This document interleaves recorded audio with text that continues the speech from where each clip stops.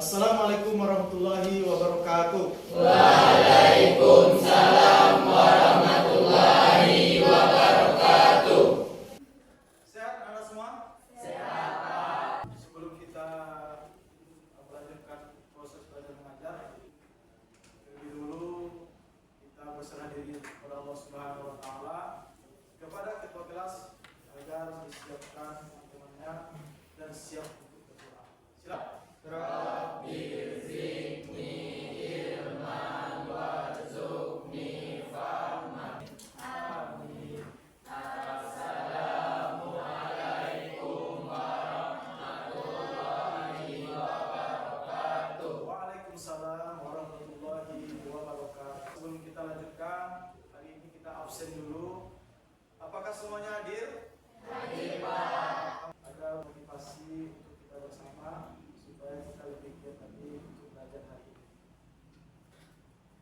Silakan kita perhatikan di depan, Bunda. Itu motivasi. Silakan dibaca aja. Berbuatlah sesuatu yang akan membuat dirimu di masa depan berterima kasih kepadamu. Perbuatan dan keputusan kita hari ini akan membentuk bagaimana kita hidup di masa depan. Iya.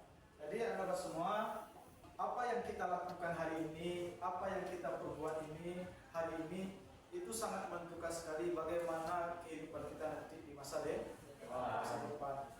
Sebelum kita melanjutkan materi, minggu lalu kita sudah belajar tentang mensyukuri nikmat Allah Subhanahu wa taala. Nikmat Allah yang harus kita syukuri.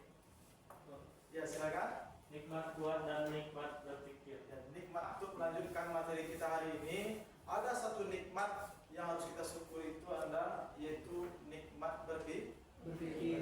Jadi hari ini Anda semua materi kita terkait dengan berpikir secara kritis. Anda semua, sebelum kita lanjutkan, alangkah baiknya kita ketahui terlebih dahulu apa tujuan daripada pembelajaran kita hari ini. Yang pertama sekali terkait dengan berpikir kritis. Tujuan daripada pembelajaran kita yang pertama menjelaskan pengertian berpikir kritis. Yang kedua menganalisis manfaat berpikir kritis. Apakah Anda tahu apa itu berpikir kritis? Silakan. Ya. Berpikir kritis itu adalah berpikir secara rasional atau waras. Iya, berpikir secara rasional dan secara waras. Baik, anak-anak semua, sebagaimana yang dikatakan oleh Ananda tadi, bahwasanya berpikir kritis itu adalah berpikir secara rasional. Yang kedua, apa manfaatnya kita berpikir kritis? Ya, silakan. Itu untuk menyelesaikan suatu masalah yang terjadi. Untuk menyelesaikan suatu masalah yang terjadi. Jadi anak semua, ternyata Ananda, di dalam agama kita terkait berpikir kritis ini juga diperintahkan di dalam agama, diajarkan di dalam agama Islam. Bagaimana kita bisa memanfaatkan akal kita ini berpikir secara sehat. Dijelaskan oleh Allah Subhanahu wa taala dalam surah Ali Imran ayat 190 sampai 191. Mari kita baca sama-sama ayat tentang berpikir kritis ini. Bapak baca kemudian diikuti. Bisa enggak? Bisa. A'udzubillahi minasyaitonirrajim.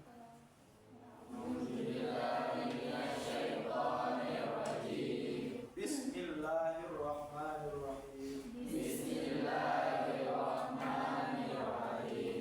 Inna fi khalqis samawati wal ardh.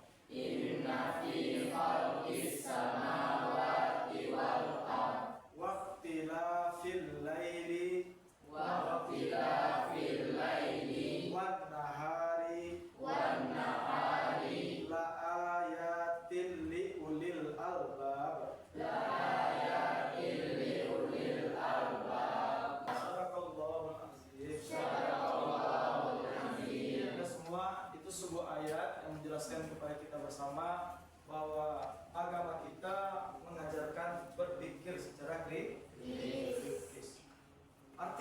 bisa Anda lihat di dalam ayat ini Anda semua Allah Subhanahu wa taala menjelaskan kepada kita sesungguhnya dalam penciptaan langit dan bumi, pergantian malam dan siang terdapat tanda-tanda kebesaran Allah Subhanahu wa taala bagi orang yang berakal. Itu terjemahan surah Ali Imran ayat 190. Kemudian pada ayat 191 Allah juga jelaskan bahwasanya orang-orang yang berakal itu kata Allah adalah orang-orang yang selalu mengingat Allah dalam keadaan berdiri, dalam keadaan duduk, dan dalam keadaan berbaring. Kemudian Allah Subhanahu wa taala mengatakan, dan pikirkanlah tentang ciptaan langit dan bumi, kata Allah Subhanahu wa taala. Seraya berkata, ya Tuhan kami, tidaklah Engkau ciptakan semua ini sia-sia. Maha suci Engkau, lindungilah kami dari azab api neraka. Maha Allah dengan segala firman. Jadi anak semua, ini membuka pola pikir anak kita semua bahwasanya pentingnya berpikir kritis. Sebelum kita lanjutkan Anda semua, hari ini kita coba ice breaking dulu, ya. Siapa yang tidak tahu jawabannya, Bapak harap dia bersedia dapat hukuman. Hukumannya Anda menyanyikan lagu Islami. Bisa Anda semua? Bisa? Semangat? Oke, Anda semua, kita berpikir secara kritis, ya. Kata kuncinya adalah 0. 0 sama dengan 1. Jika 0 tambah 0 tambah 6 tambah 8 sama dengan 5, dan jika 0 tambah 2 tambah 3 tambah 4 tambah 5 sama dengan, coba ya.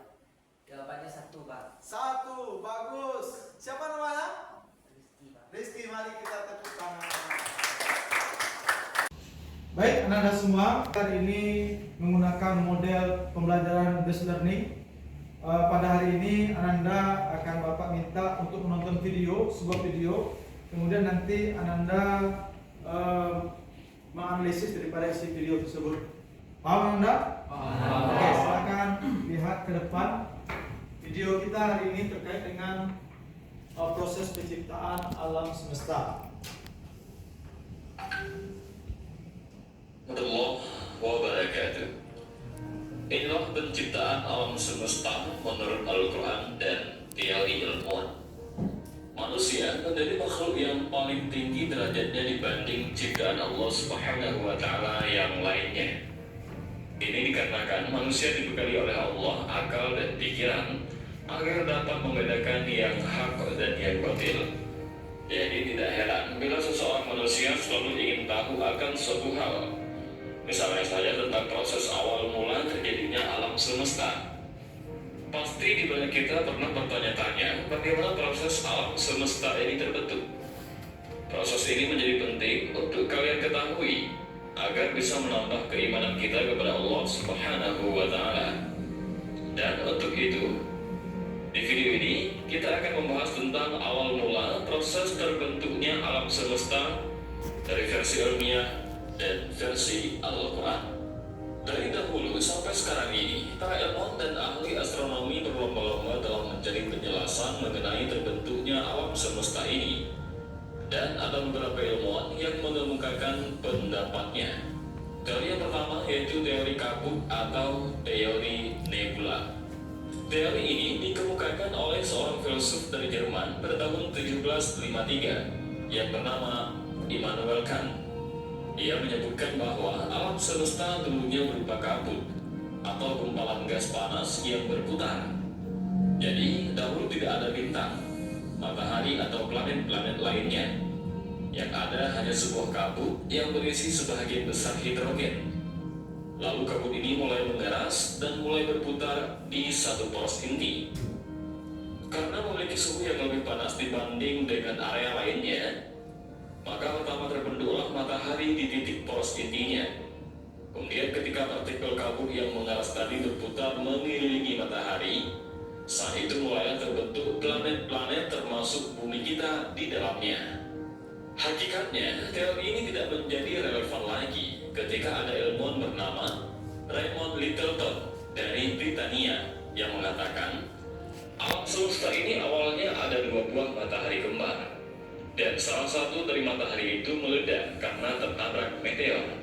Lantas matahari yang meledak itu menjadi serpihan-serpihan bebatuan kecil, yang lama-kelamaan bebatuan tadi menjadi planet dan mulai mengelilingi matahari yang tidak meledak tadi. Dan teori ini disebut dengan teori bintang kembar yang dikemukakan pada tahun 1930. Teori ini menjadi teori kedua dalam pembahasan kita kali ini. Lalu datang lagi teori ketiga lainnya yang dikemukakan oleh Herman Bondi dan Fred Hoyle dari Cambridge University pada tahun 1948. Mereka mengatakan bahwa alam semesta ini tidak ada awal mula penciptaan, juga tidak ada akhirnya.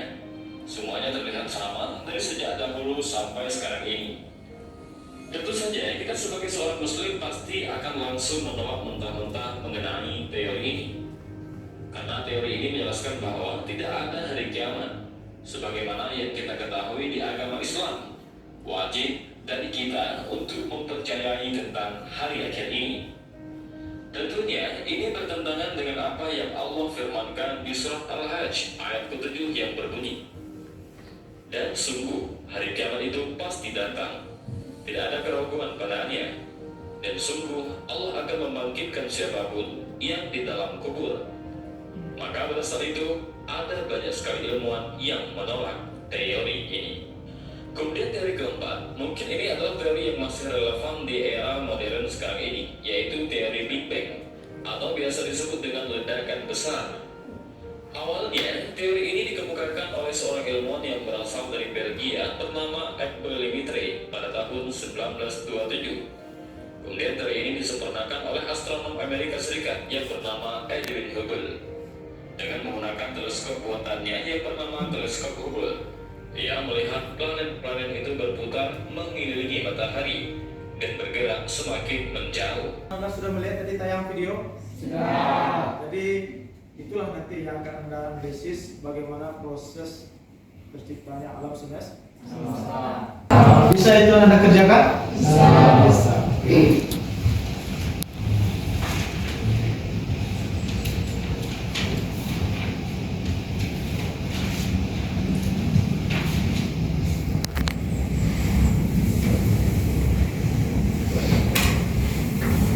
Jadi masing-masing kelompok Bapak kasih waktu beberapa menit untuk membahas tentang apa saja yang kamu peroleh dari video yang telah Bapak tayangkan tadi. Kepada Anda silakan ditulis, kasih waktu beberapa menit. Silakan.